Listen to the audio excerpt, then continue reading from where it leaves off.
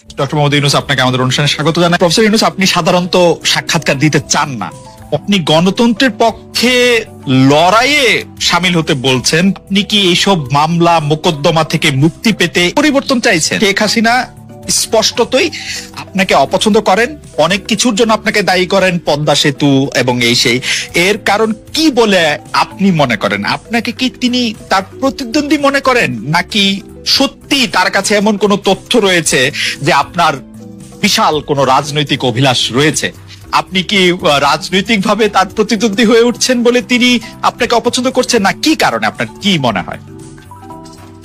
আমার মনে হয় উনি মনে করেন যে আমি দেশের সর্বোচ্চ ডাকু, সন্ত্রাসী, কিংবা আমি অপরাধী, আমি সেরা চোর, এই জাতীয় জিনিস মনে করেন। কাজে সেগুলো ব্যাখ্যা করেন উনি তার মধ্যে। উনি বলেন যে আমি সুদখোর, আমি ঘুষখোর, আমি সব এমন সব কটু শব্দ ব্যবহার করেন যাতে মনে হয় যে আমার সম্বন্ধে তার ধারণা খুবই খারাপ। কিন্তু এইটা তো এরকম ছিল না। আমরা দেখেছি যে 96 থেকে 2001 সাল পর্যন্ত নানাভাবে এই সরকারি বা আওয়ামী লীগ সরকারি আপনার সাথে, বা আপনি আওয়ামী লীগ সরকারের সাথে একসাথে কাজ করতে কোনো সমস্যা হয়নি। আপনি এইটার জায়গাটাকে একটু, ব্যাকগ্রাউন্ডটাকে আমাদের একটু বলা যাবে যে আপনার কাছে কি মনে হয়, কেন এই শত্রুতার বা কেন এই অপছন্দের বিষয়টা একটু সৃষ্টি হলো বা তৈরি হলো? যেই হোক, এটা আমার তরফ থেকে হয়নি। আমি যথাবৎ শ্রদ্ধা করে নিয়ে গেছিলাম আমাদের মাইক্রোক্রেডিট সামিটে, ওয়াশিংটন ডিসিতে আমাদের প্রধান অতিথি করে নিয়ে গেছি, সবাই সম্মান করেছে। কারণ এই মাইক্রোক্রেডিটটা তখন পৃথিবীর সামনে আসছে, বড় আকারে আসছে, এবং এটা বাংলাদেশের অবদান হিসেবে সবাই স্বীকৃতি দিচ্ছে।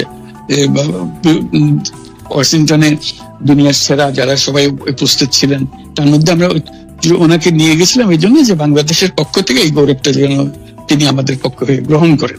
উনিও রাজি হয়েছেন, উনিও গেছেন, করেছেন। কাজে এটা স্বাভাবিকভাবে এই সম্পর্ক থেকে যাওয়ার কথা ছিল, কিন্তু কি কারণে এটা ঘাটতি হতে আরম্ভ করলে বুঝতে পারলাম না। কিছুদিন পর থেকে ওনার আচরণ এবং তার শব্দ পরিবর্তন হতে আরম্ভ করলো। এমন পরিবর্তন হলো এখন আমাকে চোট বদমাইশ ছাড়া আর কোনো বিষয়ে উনি মনে করেন বলে মনে হয় না আমার কাছে। আসলে এটা নিয়ে কথা বলাটা একটু বিব্রতকরই, কিন্তু কেউ কেউ এটা বলে থাকেন যে বিশেষ করে যে 2007 সালে যে 111 সরকার আমরা যাকে বলি, তাদের যে বিরাজনীতিকরণের একটি চেষ্টা, সেই চেষ্টার মধ্যে আপনার অংশগ্রহণ আছে কিনা। যদিও বারবার বলা হয় যে আপনি আসলে সেই ক্ষমতাটা দখল করতে চেয়েছিলেন, অথচ আমরা উল্টা শুনেছি, আপনার মুখেও শুনেছি, যারা ওই সময় কৌশলভ ছিলেন তাদের মুখেও শুনেছি যে আপনাকে আসলে অফার করা হলো, আপনি সেটি ফিরিয়ে দিয়েছিলেন। কিন্তু কেউ কেউ আবার বলে থাকেন আপনি একটা লম্বা সময়ের জন্য চেয়েছিলেন। এইটি কি একটা কোনো কারণ হতে পারে? এই ব্যাপারটিকে আমাদের দর্শকদের জন্য মানে বা ইয়েদের জন্য একটু আপনি পরিষ্কার করবেন যে আপনি আসলে রাষ্ট্রের সর্বোচ্চ ক্ষমতায় বা রাজনীতির জায়গায়, দেশ পরিচালনায়, সেগুলিতে আপনি আসলে আসতে চেয়েছিলেন কিনা, চান কিনা, বা ওই জায়গা থেকে? যদি চাইতাম তখন যখন মিলিটারি আমার বাসায় এসে বসে রইল সারা রাত আমাকে রাজি করানোর জন্য, আমি তো লুফে নিতাম। রাজি করানোর জন্য বসে থাকতে হবে কেন? আমি যদি ক্ষমতায় চাইতাম বলে আজ চলেন কি করতে, কি কোন জামাটা পড়তে হবে দেখিয়ে দেন, এখনই যাচ্ছি। আমি তো সেটা করিনি, তাদের সঙ্গে তর্ক করেছি, সারা রাত ধরে তর্ক করেছে যে না ভাই আমাকে দিয়েন না, আমি এই কাজের উপযুক্ত না, আপনারা অন্য লক্ষ্য যান। তারা আমার উপরে মন ঠিক করে ফেলেছে আমাকে দিতে হবে। আমি বারে বারে বলতেছি তাদেরকে, তারা নিরাশ হয়ে ফিরে গেল, বললো যে সকালবেলায় আবার আসবো, সকালবেলায় আসলে তখন আপনি আমাদেরকে বলেন যে রাজি আছেন। আমি বললাম সকালবেলা আসলে একই কথা পাবেন, কারণ আমি তো এটা এমন কিছু না যে মনের মধ্যে সন্দেহ রেখে, দ্বন্দ্ব রেখে আপনাদের বলছি, অত্যন্ত পরিষ্কার ভাবে আপনাদের কাছে বলছি। ঠিক আছে, তা না হলে তো আমি সঙ্গে সঙ্গে রাজি হয়ে যেতাম। কে ছাড়ে যে আপনাকে দেশের পুরো সরকারের প্রধান হবার জন্য আহ্বান জানাচ্ছে? বাংলাদেশে এরকম কয়জন মানুষ আছে বলবো যে আমি এই দায়িত্ব গ্রহণ করব না? আমি তো করলাম সেটা। এখন আমার নামে বলা হচ্ছে 10 বছর ছিল। আমি বছর নিয়ে পুষ্টি উঠে না। প্রশ্ন হচ্ছে আগামীকাল সকালবেলা আপনি শপথ গ্রহণ করবেন, এই কথা আমি বলছি না, করবো না। এরপরে তো কয় বছর, কয় কাণ্ড। আমি 10 বছর দিয়ে কি করবোটা কি? আমি 10 বছর দিয়ে আমি তো বলছি আমি এই কাজের জন্য নই। দেশে আমার দেশ পরিচালনা করা আমার দায়িত্ব না, আমার কাজ না। আমি জানি না এটা কিভাবে করতে হয়, আমি যেটা জানি সেটা করি। Make sense. আপনার মেয়ে মনিকা ইউনুস সম্প্রতি একটি সাক্ষাৎকার দিয়েছেন CNN-এ, সেখানে আমি তাকে একটু যদি অনুবাদ করি তাহলে সেরকম পড়তে পারবো, যে আমি তাকে উদ্ধৃত করছি যে কোনো এক সময় প্রধানমন্ত্রী শেখ হাসিনা ও ডক্টর ইউনুস একসঙ্গে কাজ করেছেন। আমি আশা করি সেই সময়টা আবার ফিরে আসুক, শুধু গ্রামীণ কিংবা সংশ্লিষ্ট সব প্রতিষ্ঠানগুলোর ভালোর জন্যই নয়, যদি তারা আবারও একসঙ্গে কাজ করেন তাহলে সেটা চমৎকার হবে। এই মনিকা ইউনুসের এই আশা কি আপনারও মানে একই রকম আশা কিনা, যে প্রধানমন্ত্রী শেখ হাসিনা এবং ডক্টর ইউনুস একসঙ্গে কাজ করলে আরো কিছু চমৎকার কাজ হবে, বা এটা আপনি আশা করছেন এরকম কি? এটা কি এখন আমার জন্য করা যাচ্ছে না যে আমি নারাজ করতে চাই না? তুমি ভাবখানে এমন করছো যে আমি আপত্তি করছি, আমি কাজ করতে চাই না। আমাকে যে বললো চোর বদমাইশ করে রেখেছে, সেখানে কাজ করার তো কথাই উঠছে না। আমার নাম উঠলেই ওনার রাগ উঠে যায়। আমাকে সুৎখোর না বললে ওনার মন তৃপ্ত হয়নি।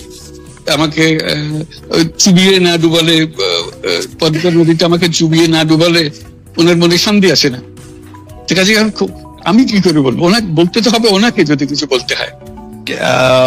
পদ্মা নদীর কথাটা যখন উঠলোই, পদ্মা ব্রিজ সম্পর্কে যে কথাটা সরকারের উচ্চ মহল থেকে এটা বলা হয় যে আপনি আপনার ক্ষমতা ব্যবহার করে বা আপনার পরিচিতি ব্যবহার করে বা আপনার যে একটা সাংঘাতিক রকমের গ্রহণযোগ্যতা সারা দুনিয়াতে আছে, যেটি আসলে ওয়ার্ল্ড ব্যাংক সহ অন্য জায়গায় আছে, সেটি দিয়ে আসলে আপনি পদ্মা সেতুটা বাংলাদেশ যাতে ঋণ না পায় সেটির জন্য আপনি চেষ্টা করেছেন।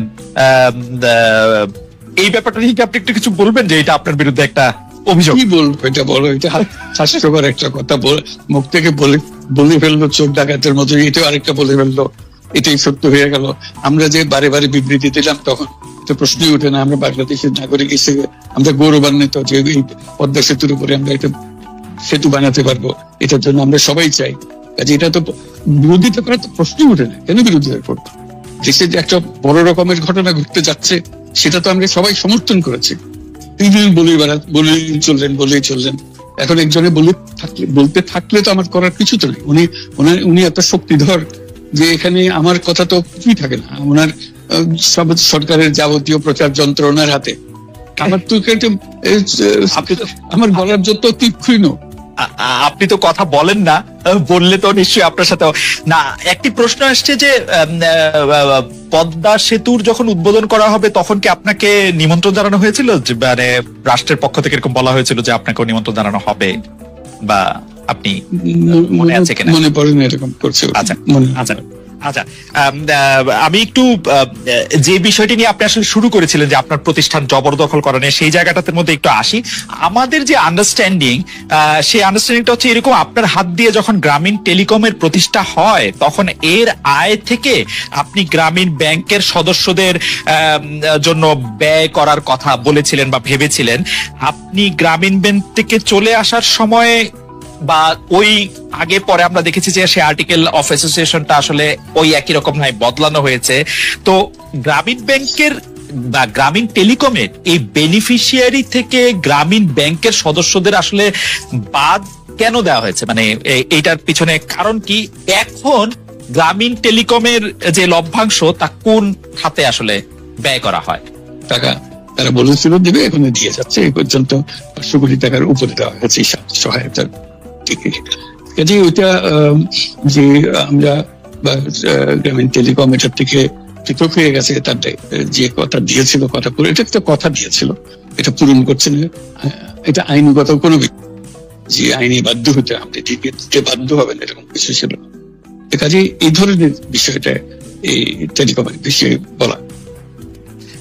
গ্রামীণ ব্যাংকের আপনি যখন মানে গ্রামীণ টেলিকমটা আপনি প্রতিষ্ঠা করেন, সেই সময়ে গ্রামীণ টেলিকমের সাথে গ্রামীণ ব্যাংকের সম্পর্কের যে বিধিমালা, সেই বিধি কি আপনি যখন চলে এসেছেন গ্রামীণ ব্যাংক থেকে সেটি পরিবর্তন করা হয়েছিল? তো সেই পরিবর্তনটি মানে পরিবর্তনটির জায়গাটা যদি আমাদের একটু পরিষ্কার করতেন। পরিবর্তন ছিল যে আগে এটা নমিনেট করতে পারতো গ্রামীণ ব্যাংক, চেয়ারম্যান পদের জন্য একজন লোক নমিনেট করতে পারতো। আমরা যেহেতু গ্রামীণ ব্যাংক থেকে আমাদেরকে সরিয়ে দেওয়া হয়েছে, তখন আমরা মনে করলাম যে এটা রাখার আর দরকার নাই। গ্রামীণ টেলিকম থেকে সেই পদটা আমরা পরিষ্কার করে দিয়েছি, যে এখন এটা আর দরকার নাই। এইটুকু পরিবর্তন হয়েছে। এটা ন্যায়সঙ্গত ভাবে পরিবর্তন করার ধারা অনুযায়ী যা যা করতে হয় সেটা করা হয়েছে। এতে তার ইচ্ছা বা তার কর্তব্য, তার করণীয় যে অবজেক্টিভস আছে, কোথাও পরিবর্তন হয় না। এই ক্ষেত্রে আমাদের এই বিষয়ে আর কি এইটাই আমাদের আরেকটা প্রশ্ন, সেটা হচ্ছে যে গ্রামীণ টেলিকম কি গ্রামীণ ফোন থেকে প্রায় 37% লভ্যাংশ পায়, যে এবং যদি পায় 34% লভ্যাংশ পায়, সেই 34% লভ্যাংশের যে টাকাটা, সেই টাকাটা কোথায় বা কি উদ্দেশ্যে ব্যয় করা হয়, সেই সামাজিক ব্যবসায় যেটি আসলে আপনার প্যাটেন্ট করা সোশ্যাল বিজনেস, সেটির কাঠামোটা আসলে কি বা সেটি কিভাবে আপনি করেন? সামাজিক ব্যবসা হলো এমন একটা নতুন ধরনের ব্যবসার শ্রেণীটা, যেটা আমরা প্রমোট করছি, আমরা নিজেরা প্র্যাকটিস করছি। যেটা ব্যবসা মানে হলো মুনাফা করা, ব্যক্তিগত মুনাফা করা, এবং তার লক্ষ্য হলো সর্বোচ্চ মুনাফা করা। এটি হলো ইকোনমিক্স এর নিয়ম, যে সর্বোচ্চ মুনাফা যদি করি সবকিছু ঠিকঠাক মতো চলবে। আমরা বললাম যে এটা ভুল জিনিস, যে সর্বোচ্চ মুনাফার মধ্যে দিয়ে মানুষকে এক রকমের নেশাগ্রস্ত করেছে। এই মুনাফার নেশার মধ্যে তাকে ঢুকিয়ে দেওয়া হয়েছে। এই মানুষকে এই মুনাফার নেশাগ্রস্ত মানুষ হিসেবে এটা আমরা কল্পনা করতে পারি না। আমরা বলছি যে এটা মুনাফা সে করবে, সর্বোচ্চ মুনাফা করবে, কিন্তু অন্য ধরনের ব্যবসা আছে। ব্যবসা এখন শুধু এক প্রকারের ব্যবসা আছে, যে ব্যবসাতে শুধু মুনাফা সর্বোচ্চ করে, এটাই হলো নির্দিষ্ট নিয়ম। আমরা বলছি আরেক রকমের ব্যবসা, যেটা হলো মানুষের সমস্যার সমাধান করা, মুনাফার জন্য কোন রকমের ইচ্ছা তার না থাকে, মুনাফা বিহীন ভাবে, মুনাফা ব্যক্তিগত মুনাফা না নিয়ে শুধু সমস্যার সমাধানের জন্য ব্যবসা করা, এটাকে আমরা বলছি সামাজিক ব্যবসা। এই অর্থ দিয়ে আমরা সামাজিক ব্যবসাগুলো প্রতিষ্ঠা করছি, একটার পর একটা সামাজিক ব্যবসা প্রতিষ্ঠা করছি, যে কারণে আমরা এটার মধ্যে শরিক হয়েছিলাম, যে আমরা পুরো গ্রামীণ ফোনকে সামাজিক ব্যবসা করার চেষ্টা করেছিলাম। সেটা টেলিনরকে আমরা রাজি করাতে পারিনি, যে টেলিনর বলছে যে না আমরা ব্যবসা করবো। কাজে আমরা ওটা না পেরে শুধু গ্রামীণ টেলিকমকে আমরা সামাজিক ব্যবসা হিসেবে রেখেছি। এর থেকে যে মুনাফা হয়, মুনাফার সমস্ত টাকা বিভিন্ন সামাজিক ব্যবসার সৃষ্টির কাজে ব্যবহৃত, এখন তাই হচ্ছে। তারেক রহমান সাহেব এখনো দেশে ফিরে নাই, তো এইটার ক্ষেত্রে কি -2 কোনো আশঙ্কা আপনাদের মধ্যে রয়েছে কিনা অন্তর্বর্তী সরকারকে নিয়ে? এই -2 তো এসেছিল আপনার 111-এ, এখন আপনার এই -2 কোনো সমস্যা নেই। কারণ হচ্ছে যে আমরা আগে বলেছি, আমি গতকাল একটা ইন্টারভিউতে বলেছি, বিএনপি কে এখন আর কেউ মাইনাস করতে পারবে না। এক, 2 নম্বর হচ্ছে আওয়ামী লীগ যদি নিজেরা মাইনাস হয়ে গিয়ে থাকে, তো সেটা তো আওয়ামী লীগ হয়েছে, কারণ সে দেশেই নাই, তার নেত্রী পালিয়ে গেছে। সুতরাং আপনার এই জায়গাতে তো তারা নিজেই চলে গেছে। এখানে একটা জিনিস আমাদের সবসময় মনে রাখতে হবে, যে রাজনৈতিক দলটি পলিটিক্যালি ব্যাংক্রাফট হয়ে যায়। আওয়ামী লীগ তো এখন আসলে পলিটিক্যালি ব্যাংক্রাফট একটা রাজনৈতিক দল। আমি আগে থেকেই বলতাম কথাটা আর কি। তারপর রাজনীতি নেই, সে ক্ষমতাকে এমন ভাবে ব্যবহার করেছে তাদের ব্যক্তিগত স্বার্থে, দলীয় স্বার্থে না, প্রত্যেকের ব্যক্তিগত স্বার্থে। They have minted money like anything. দেশকে তারা একেবারে ফোকলা করে দিয়েছে, এবং সেই দেশকে ফোকলা করে দিয়ে পালিয়ে গেছে, এবং এটা জনরোষে পালিয়েছে। নর্থের যে কোনো মিলিটারি ক্যু বা কিছু হয়েছে, পিপলস রেট, জনরোষ, সেই রোষে তাকে পালিয়ে জীবন বাঁচাতে পালিয়ে যেতে বাধ্য হয়েছে। এই বিষয়গুলো আমাদের মাথায় রাখতে হবে। আমরা কোনো মতেই যেন চেষ্টা না করি এটাকে কোনো মতে খাটো করা। ফ্যাসিস্ট আওয়ামী লীগ রেজিম এদের বাধ্য হয়েছে দেশ থেকে পালিয়ে যেতে জনরোষে। ওকে, গত 15 বছরে আওয়ামী লীগের শাসনকে যে ফেসিবাদী বলা হচ্ছে, এবং তার যে পালিয়ে যাওয়াটা, যেটি আসলে আপনি এখন বর্ণনাও করলেন, দুর্নীতি, তারপরে নানা ধরনের নানা কারণে, কিন্তু তার পেছনে আপনাদের আমলে যে 20 বছর আগে 21 আগস্টে গ্রেনেড হামলা, বিচারকদের বয়স বাড়িয়ে তত্ত্বাবধায়ক সরকারকে প্রশ্নবিদ্ধ করার মাধ্যমে শেখ হাসিনাকে কর্তৃত্ববাদী শাসনের দিকে নিয়ে যাওয়া, এ নিয়েও আসলে নানা ধরনের আলোচনা আছে। এই দুটি ঘটনা যদি হাইন্ডসাইট আপনি একটু দেখেন, যে মানে যেগুলি হচ্ছে ক্রাইমের ঘটনা, অর্থাৎ হচ্ছে 21 আগস্টের গ্রেনেড হামলা, 10 ট্রাক অস্ত্র, আবার অন্যদিকে তত্ত্বাবধায়ক সরকার ব্যবস্থাটাকে একটা এরকম জায়গায় নিয়ে যাওয়া, এই দুটিকে আপনি আপনার মূল্যায়ন আমরা একটু শুনতে চাই। যে দুটি আপনার 21 আগস্টের যে ঘটনা, এই ঘটনার সঙ্গে বিএনপিকে জড়িত করা এবং বিশেষ করে তারেক রহমান সাহেবকে জড়িত করা, এটা পুরোপুরি ভাবেই রাজনৈতিক উদ্দেশ্য প্রণোদিত। এটা কোনো মতেই বিএনপি এর সঙ্গে জড়িত তো নয়ই, বরঞ্চ আমি মনে করি যারা বিএনপি কে শত্রু হিসেবে চেনে তারা জড়িত, এবং এখানে বেনিফিশিয়ারি কারা হয়েছে সেই বিষয়টা আমাদেরকে অবশ্যই লক্ষ্য রাখতে হবে। 21শে আগস্টের মামলায় who was the beneficiary was Awami League.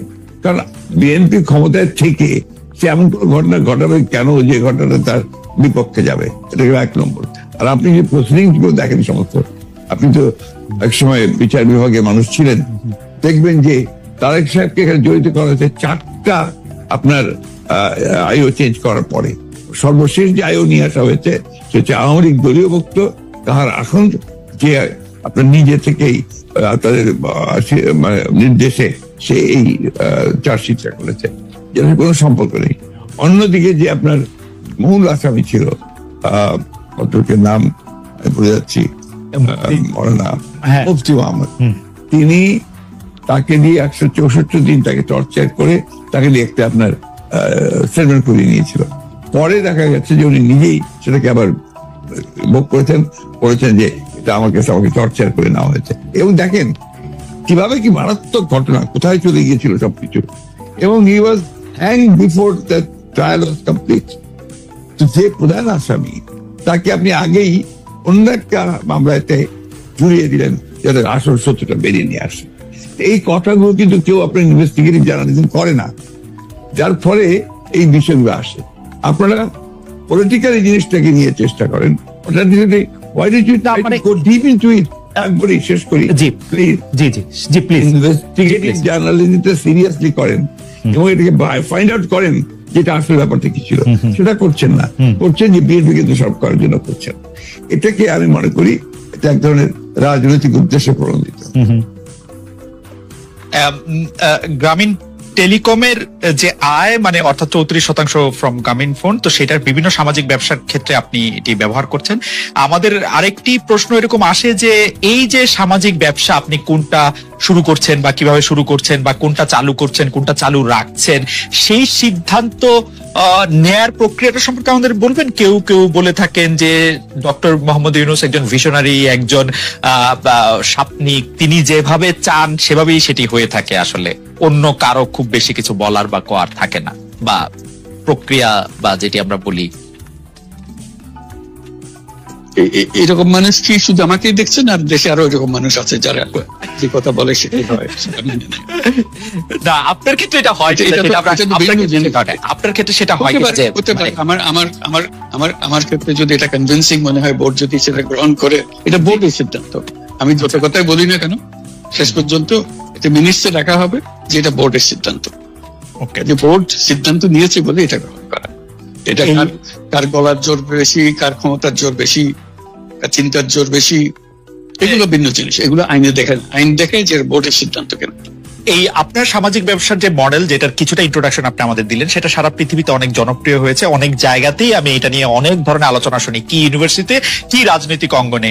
আপনি যে সামাজিক ব্যবসাগুলির সাথে ওতপ্রোতভাবে নিজেকে এখনো জড়িয়ে রাখছেন, আমাদের দর্শকরা অনেকে জানেন যে ডক্টর মোহাম্মদ ইউনূস আসলে এখন মানে বয়সটা বলা কিরকম, তারপরেও বলি যে তিনি আসলে 80 পেরিয়ে আসছেন, এখনো তিনি অনেক তরুণ, অনেক উদ্যমী, এবং যে ব্যবসাগুলি তিনি করছেন আমাদের জানার আগ্রহ হচ্ছে সেই ব্যবসাগুলি কেমন করছে। মানে আপনি যেভাবে চিন্তা করছিলেন মুনাফার দিকে বা উদ্যোগ হিসাবে সবার কল্যাণের দিকে, সেটা আপনি কতটা নিজেকে স্যাটিসফাইড মনে করেন? এই ব্যবসাগুলি কিরকম করছে? আমি উৎসাহিত বোধ করি যে এটা সারা দুনিয়া থেকে যে প্রবল সাড়া পাচ্ছি এটার জন্য, বিভিন্ন দিকে এটা আসছে। আজকে বাংলাদেশ হলো এটার কেন্দ্রভূমি, সবাই তাকিয়ে থাকে আমরা কি বলছি, কিভাবে করছি, আমাদের কথা আমাদের কাজ অনুসরণ করে। এটাকে পৃথিবীর সমস্ত দেশ এটাকে অত্যন্ত সম্মানের চোখে দেখে। এই যে বলা হয় যে উনি অনেক সম্মানী, উনার মতো বড় রকমের একটা গ্রুপ আছে যাতে প্রমোট করার জন্য, পরিস্থিতি বাড়ানোর জন্য। এটা আমার পরিস্থিতি বাড়ানোর জন্য কোনো প্রতিষ্ঠান নিয়োজিত নাই, কনসালটেন্সি ফার্ম নিয়োজিত নাই। আমার এটা হলো যে কথাটা বলি সেটা মনে লাগে, মনে দাগ কাটে। যেমন একটা উদাহরণ দিই, মাঝখানে একটা কথা শুরু করলাম, এটা খুব ইন্টারেস্টিং, যে বললাম যে এই যে আমাদের স্পোর্টস, খেলাধুলা, এটা একটা প্রচন্ড রকমের সামাজিক শক্তি আছে যেটা আমরা অবহেলা করি। এবং কথাটা হচ্ছে বাংলাদেশকে কেন্দ্র করে। আমি বলি যে বাংলাদেশে যখন আমাদের ফুটবল কাপ, ওয়ার্ল্ড কাপ হয়, বাংলাদেশের গ্রামে গঞ্জে শহরে বাড়িতে নানা দেশের পতাকা ওড়ে। আমার কাছে মজা লাগে। এত দেশের পতাকা ওড়ে, গ্রামে যারা চেনে না জানে না এরকম দেশের পতাকা ওড়ে। শুধু তাই নয়, তার একটা নিজস্ব ফেভারিট ক্লাব আছে, যে ক্লাবের জন্য সে জান দিয়ে দিতে চায়, একেবারে উদ্বিগ্ন থাকে কি হচ্ছে না হচ্ছে, জিতলে কিরকম জয়গার হয়ে যায়, আর হারলে কিরকম কান্নাকাটির রোল পড়ে যায়। বলে যে এটা কেন হয়? যে লোককে চেনে না, সে কোথায় ব্রাজিল, কোথায় আর্জেন্টিনা, নাম শুনে নেই কোনোদিন, কিন্তু তার জন্য জান করেন। আমরা যেতে হলো তার মস্ত বড় শক্তি, এই যে আকর্ষণ করতে পারে, মানুষকে আকর্ষণ করতে পারে। কিন্তু এই শক্তিটা আমরা বাণিজ্যিক ব্যবহার করি, মুনাফার কাজে ব্যবহার করি, এন্টারটেইনমেন্টের ব্যবহার করি, কিন্তু সামাজিক কাজে ব্যবহার করি না। এই কথা বলতে আরম্ভ করলাম, অনেকে শুনতে আরম্ভ করলো।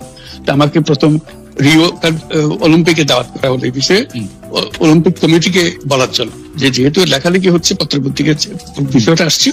আমি গেলাম, বললাম, অনেকে পছন্দ করলো বিষয়টা, যে তারা কোনদিন চিন্তা করে না যে স্পোর্টস দিয়ে একটা সামাজিক শক্তি দাঁড় করতে পারে, সামাজিক ব্যবসা সৃষ্টি হতে পারে। তখন ফ্রান্স থেকে আমাকে আলাদা করে দাওয়াত করলো, সেদিকে এখানে রিওতেই, এখানে এন হিদালগো, প্যারিসের মেয়র, আরো বিশদভাবে জানার জন্য বিভিন্ন আলাপ হলো তার স্পোর্টসম্যানদের নিয়ে। তো এর পরবর্তীতে আবার সেটা আমাকে প্যারিসে আমন্ত্রণ করলো আরো বহু বৃহত্তর জনসাধারণের জন্য, স্পোর্টস লিডারদের সঙ্গে আলোচনা করার জন্য। তখন তারা সিদ্ধান্ত নিয়ে প্রশ্ন করলো, অলিম্পিককে সামাজিক ব্যবসা করা যায় কিনা? হয়তো অবশ্যই করা যায়। আমি ব্যাখ্যা দিলাম কিভাবে করা যায়, তারা খুবই কনভিন্সড হলো। তখন তারা ঠিক করলো, এটা হলো 2018 সাল, 2018 সালে ঠিক করলো যে তারা প্যারিস অলিম্পিক যেটা হবে 2024-এ, এই বছর 2024-এ হবে, তখন অনেক পরের কথা, যে এটাকে সামাজিক ব্যবসা অলিম্পিক করবে। আমাকে শুদ্ধ তারা নিয়ে গেল, আমি তাদের দলের একজন হলাম, প্রেসিডেন্ট ম্যাক্রো একজন, আমি একজন, আর এন হিদালগো, আমরা 3 জনের কমিটি। আমরা গেলাম লুজানে, ইন্টারন্যাশনাল অলিম্পিক কমিটিকে বোঝানো, প্যারিসে যদি তোমরা সিলেক্ট করো প্যারিসকে, তাহলে প্যারিস এইভাবে সোশ্যাল বিজনেস অলিম্পিক করবে। আইওসি রাজি হলো। এখন এই 2024 সাল এসে গেছে, এখন প্যারিসে অলিম্পিক হবে, এবং সেটা সামাজিক ব্যবসা অলিম্পিক হবে। এই যে একটা সাধারণ কথা, এটা এতজনের মাথায় ধরানো, এতজনকে কনভিন্স করা, এতজনকে এক্সাইটেড করা, এবং সেটা হচ্ছে। এবং যখন অলিম্পিক হবে আপনারা সবাই দেখতে পারবেন সামাজিক ব্যবসা অলিম্পিক বলতে কি বোঝায়। এটা দেখে এখন তারা পড়ে গেছে, আমাদেরকে এখন বারবার ডাকাডাকি হচ্ছে মিলান থেকে। মিলানে আসছে 2026 সালের winter Olympic, Milan Cortina winter Olympic. বলে যে প্যারিসেরটা তো তুমি করে দিয়েছো, আমাদেরটা আরো ভালো করে দিতে হবে তোমাকে, সামাজিক ব্যবসা আরো কি ভাবে সম্ভব। এই যে একটার পর একটা অলিম্পিক আসছে, পিয়ংচাং অলিম্পিক হয়ে গেল, সেটা আমাকে ধরতে পারেনি তারা। পিয়ংচাং অলিম্পিক কোরিয়াতে হয়ে যাওয়ার পরে, 2018 সালে হয়ে যাওয়ার পরে আমাকে নিয়ে গেল পিয়ংচাং এ, যে এটাকে এখন যেহেতু এটা হয়ে গেছে, হয়ে যাওয়ার পরে এটাকে সামাজিক ব্যবসায় রূপান্তরিত করা যায়, আমাদেরকে পরামর্শ। এই যে একটার পর একটা মানুষ গ্রহণ করছে, এটা তো আমি তাদেরকে বিজ্ঞাপন দিয়ে গ্রহণ করাচ্ছি। আমি একটা কথা বলছি, তাদের পছন্দ হচ্ছে, পছন্দ হলে আমাকে নিয়ে যাচ্ছে। আমার এখন পৃথিবীর কত জায়গায় এই যে শুধু স্পোর্টস রিলেটেড, আপনি মাঝে মাঝে দেখবেন পত্রিকাতে ছবি ছাপা হচ্ছে, ফুটবল বিশ্ব ফুটবল থেকে একটা পুরস্কার দিচ্ছে। রাইট, আমার সঙ্গে ফুটবলের কি সম্পর্ক আছে বলেন? আমাকে কেন দিচ্ছে? এই যে একটা কথা তাদের মাথায় ঢুকিয়ে দিয়েছে, সামাজিক ব্যবসা। এটা খুবই ইন্টারেস্টিং। আমি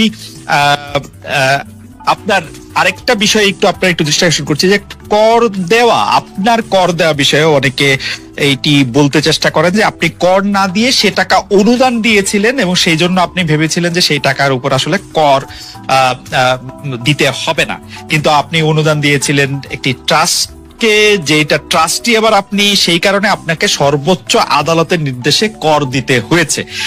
এইটাকে কি আপনি আপনার একটা মিস্টেক বলবেন, নাকি বা আপনার অর্থনীতিবিদদের বা আপনার পরামর্শদাতাদের, নাকি আপনার উপর একটি জুলুম বলবেন? না, আমি বলবেন ভুল সংবাদ দিচ্ছ তুমি, সেজন্য বলবো। ভুল সংবাদটা হলো, এই আমার টাকা আমি রোজগার করি, আমি নিজে সিদ্ধান্ত নিয়েছি আমি কোনো কিছুর মালিক হব না। কাজে আমি টাকাটা আমি যেহেতু উপার্জন করেছি, সেটা আমি একটা ট্রাস্ট দিয়ে দিতে চাচ্ছি। যেমন আমার কোনো বাড়ি নেই, নিজের কোনো বাড়ি নাই, গাড়ি নাই, জমি নাই, কোনো ব্যবসার শেয়ার নাই, আমি কোনোটা রাখি, এটা আমি মালিকানা বিহীন থাকতে চাই সবসময়। ঠিক আছে, এই টাকাটা আমি একটা ট্রাস্টে দিয়ে দিচ্ছি। তো ট্রাস্টে দিয়ে দেওয়ার সময় প্রশ্ন উঠলো, এটাকে কর দিতে হবে কেন? তখন আমাদের লয়ার বললো যে না, এটা যেহেতু আপনি দান করছেন, এটা তার কর দেওয়ার বিষয় না, আপনি তো দানই করে দিচ্ছেন। আমি বললাম যে আইনে যেভাবে বলে সেভাবে টাকা তো আমি এমনি দিয়ে দিচ্ছি, এটা সরকারকে দিলে আমার কোনো অসুবিধা তো নেই, আমি তো ধরে রাখতে চাচ্ছি না টাকাটা। আমি বলতে আপনার দেওয়ার কোনো কারণ নেই। তখন আমরা এটা পূরণ করে দিয়ে দিলাম, সরকার দিয়ে দিল। তখন সরকার পক্ষ থেকে এনবিআর থেকে বলা হলো যে না, এটা করযোগ্য টাকা, আপনাকে কর দিতে হবে। আমাদের লয়ার বলছে দিতে হবে না, ওনারা বলছে কর দিতে হবে। তখন আমি বললাম যে ঠিক আছে, আদালতের কাছে যা, আদালত যেটা বলে সেটাই হবে। আমার মূল জিনিসটা হলো আদালতে গেছি আমি, সরকার কেউ বলেনি আমাকে আদালতে যাওয়ার জন্য। আমি আদালতে গেছি তার একটা নিষ্পত্তি করার জন্য, এটাকে কর দিতে হবে না দিতে হবে না। তখন আদালত বিচার করে বললো কর দিতে হবে। যেদিন আদালতে বললো কর দিতে হবে সেদিন আমরা দিয়ে দিছি। কেউ আমাকে কর না দেওয়ার অভিযোগ করে নাই, কেউ আমাকে চিঠি লেখে নাই, কিচ্ছু না। ভাবকে নাই হচ্ছে এরকম যে আমি ধরা পড়ে গেছি, কর দিই নাই, কাজে তার নোটিশ এসছে, তারপরে আমি, ওরকম তো না। আমি নিজে শতপ্রবৃত্ত হয়ে, যেহেতু আমাদের উকিল বলছে যে এটা লাগবে না আর সরকার বলছে লাগবে, তা আমি বললাম যে তাহলে নিষ্পত্তি করার জন্য আদালতের কাছে পরামর্শ চাও। আদালতের পরামর্শ চেয়েছে, আদালত দিয়েছে, পরামর্শ দিয়েছে আপনাকে দিতে হবে। যে মাত্র বলছে দিতে হবে, সঙ্গে সঙ্গে চেক করে দিয়ে দিয়েছে, 24 ঘন্টার মধ্যে দিয়ে দিয়েছে।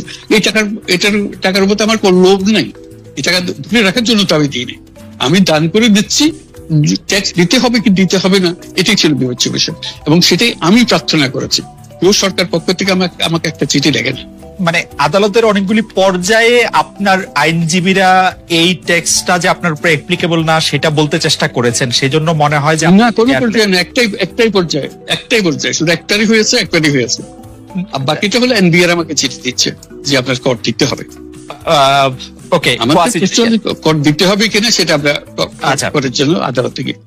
সুপ্রিয় দর্শক মণ্ডলী, সম্মানিত দর্শক শ্রোতা, এতক্ষণ আপনারা দেখলেন খালেদ মহিউদ্দিনের টকশোতে মির্জা ফখরুল ইসলাম আলমগীর ও ডক্টর ইউনূসের ভিতরে তর্ক বিতর্ক অনুষ্ঠানটা আপনাদের কেমন লেগেছে কমেন্ট বক্সে লিখে জানাবেন। আরও ভালো ভিডিও পেতে এসআই মোল্লা 24 নিউজ ইউটিউব চ্যানেলের সাথেই থাকুন। পরবর্তীতে আরও ভালো ভিডিও নিয়ে হাজির হব। ততক্ষণে সবাই ভালো থাকুন, শেয়ার করে এসআই মোল্লা 24 নিউজ ইউটিউব চ্যানেলের সাথেই থাকুন। আল্লাহ হাফিজ।